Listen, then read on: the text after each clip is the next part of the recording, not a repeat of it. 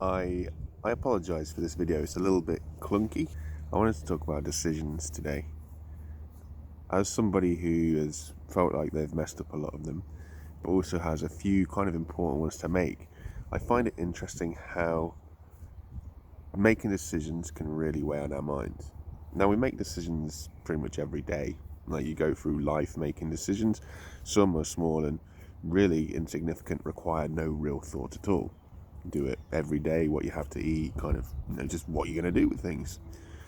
No thought really. They're just autonomous. They're processes that just happen. You breathe, you walk, you move, your heart beats, all this kind of thing. Then on the other side of that, you have the decisions that matter. The ones that you feel really weigh on your mind and that are really tricky to make. I personally have been looking at a couple of decisions that I need to make sooner rather than later, and I've been looking at why I seem to struggle to make those decisions, and I've come down to two kind of conclusions. I've kind of got two bits circled that I think impact the difficulty in making a decision. One of those things is the amount of unknown variables. So if you're trying to make a decision of whether to, let's say you want to change work, you can either stay where you are or you can progress forwards. The tricky bit that you have is the progression forwards has so many unknowns in that, let's say that you have a place that you potentially could go to, but you don't know how the future looks at that place. Let's say the new company's kind of like headhunted you and gone, hey, we're going to build a job around you, and this is what we'd hope to do and hope to achieve. Now, the decision is, you know where you are, you know what that entails, you know kind of how that plays out. You've been there a little while, you know how the future rolls. And the other side of it is you take a chance and you jump. You don't know how long that business is going to be there for. You don't know what it's going to be like working for them. You literally don't know anything about it other than you have a role to fit, and that is kind of why you're going to be there. So ultimately, you kind of go from a known situation into a real big situation that's got a lot of unknowns. The issue is, obviously, the unknown place could turn out to be better for you. It could have more progress. It could be so much beneficial for you. But also, it could bring with it a lot of failures, a lot of downfalls. It could actually, be the worst of the two decisions. You don't really know because there is so many unknowns. And there's nobody that you can ask to get any information. Nobody can tell you, oh, this is how it's going to plan out. No one can see the future. But on top of that, I think the second thing that makes decision making kind of difficult is the size of the decision and what that means. For example, in that situation, being headhunted by a place of work and going to that place of work could mean huge moves forward, could mean huge growth. You're sort of there with the company starting to grow from small. You could potentially lead the team to make it big, and that could impact your life massively. Now, that might be a case of if you have to move away for work. It could be a case of, you could be on X more money. The benefits that could bring to your life down the line. It's like that huge impact. If you take away the unknown stuff, it's the overall big impact that it could have. And that's kind of a weird place that I'm sat at right now. I finally have to try and manage to organise a meeting with my previous employer. But I also know that working there and being in that situation isn't actually going to progress me forwards to where I want to be. So I have to make some decisions. A big part of me wishes to go back to studying. I had it all sort of mapped out what I wanted to do. I wanted to do a degree. I knew exactly the area that I wanted to work in and where I wanted to take things. The kicker there was when I started to read the fine print a little bit later on in life, I realised that the degree doesn't actually get me to the career path that I want to take. It was kind of like a good base, but then I had to do another 3 years studying something else to actually get where I wanted to be. Now, I have done a lot of research, and that career path to where I want to be can be a little bit more direct. I don't need to do the degree. I don't need to go through kind of that respect to it. There is a more direct path of I study this, I study this, I study this, and it'll get me in that direction that I feel I want to go. And it's that that kind of situation of, I know the problems that I have physically when I work at the foundry, but I also know the issues that arise just due to the sheer lack of work there is to do. If there is no work, I don't go in, I don't get paid. So therefore, it's a very wishy-washy kind of job. Obviously, I'd be better off having a more substantial full-time employment that is very on the level I know what I'm getting into. But because of my skill set, because I don't feel that I have a particular amount of skills, I'm never going to move up. I'm always going to move across. In order to move up, I have to spend, years in a position in order to get some sort of senior role and go up a ladder that way. Which, okay, fine, I understand that. But I also feel that that kind of period of time is, you know what I mean? It's something that you should be doing in your sort of 20s, so that by your 30s you're then kind of able to move up the roles, rather than starting in your late 30s heading up towards that kind of senior role by the time you're like, I don't know, 60 something, when you should be looking at retiring. So the other way to basically put my entry level at a higher position is to study. And that is complicated because obviously studying has its costs, it has its time management requirements, and all this kind of thing, and it's trying to know the balance. I've started therapy now. I've had 2 sessions now, and it's been really interesting. Just sitting down and talking to him and just thrashing things out, I've realised something that's quite scary in some respects, and that is, to this point in my life that I am right now, I have only made 2 decisions that were completely my own decisions in the path of my own life, because the other decisions were based on other people's kind of suggestions. It was like, when for example, my choice was to go to university in the first place to do civil engineering. That all went wrong. When it went wrong, I was told I needed to do a job, and then I was told that there was a figure in my life who was able to give me a job, so I should work for them. So without questioning anything, that's what I did. I was like, okay, I'll go work for them. And it was that way all the way through until I decided that I wasn't happy doing that line of work and I wanted to change. And working at the foundry was my choice. So what you had was me going almost from leaving school and working in early jobs that you do as a teen, where you're just washing stuff, washing lorries, washing pots and everything. My first decision was when I was 20 to go to university, and then when that all fell apart, I then didn't make a decision based upon my own feelings until I was 30. Imagine that. So it's kind of no wonder that I do struggle to make decisions, because I haven't felt that I've had that control to do so.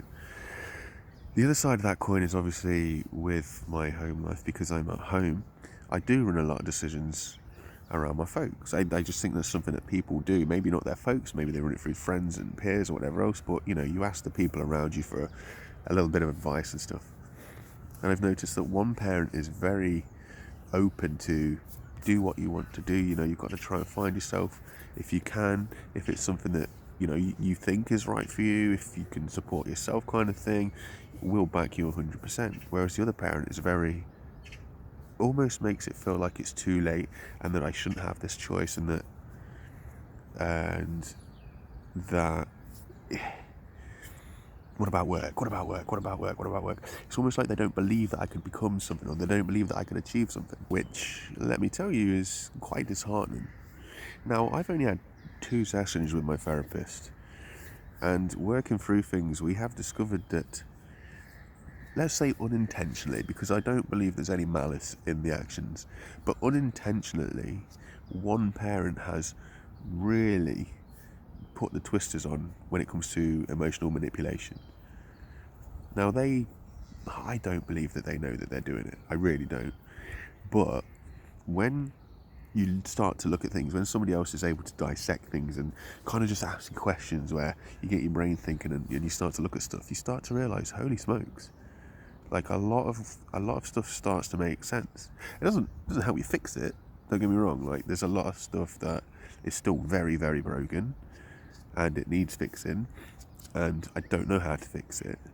But understanding where a problem comes from is a start. It is a good help. It does make you sit back and go, holy heck, I am this way about this subject because of something that feels completely unrelated all the way down the line that starts here due to this like manipulation thing. And it puts a lot of strange pressures on you. It really does. So for me right now, I'm trying to battle this like inner demon of pleasing other people and trying to silence that and make my decisions for myself and take more control in my life, which sounds really, really strange, really. Sounds really weird at, this age to say I need to take control of my life. But I think it's true. I've spent so long trying to people please that I've just took the hits myself. It's broke me mentally, physically, I'm knackered, and I haven't, let's be real, I haven't stepped up to responsibility to take control of my life, and I need to do that.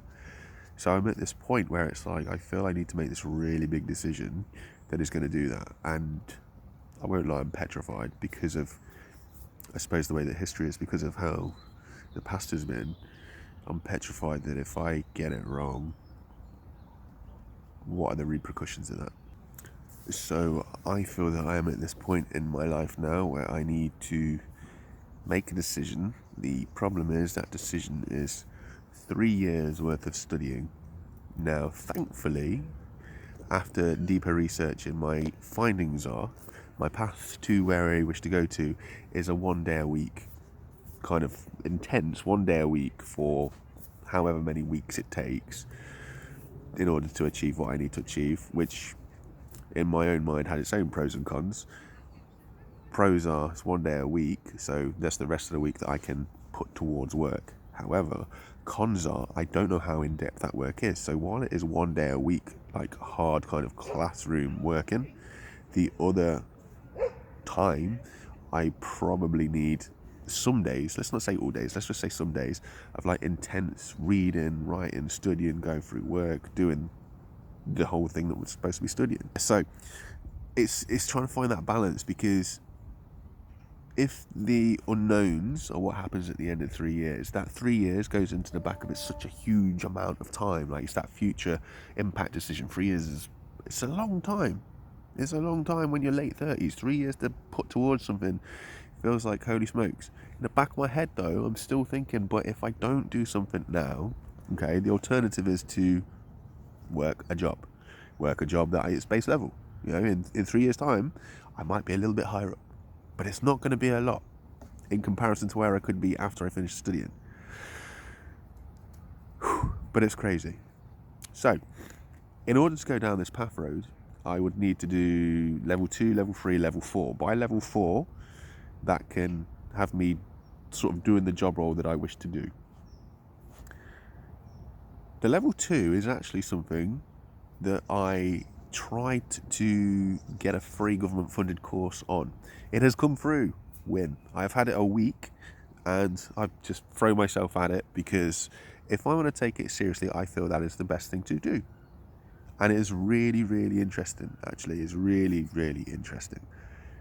But when getting hold of the education people, the people who would deliver the level 3 and the level 4, I am asking, is this level 2 suffice? And they are turning around saying, well, actually, it's a different awarding body, so no.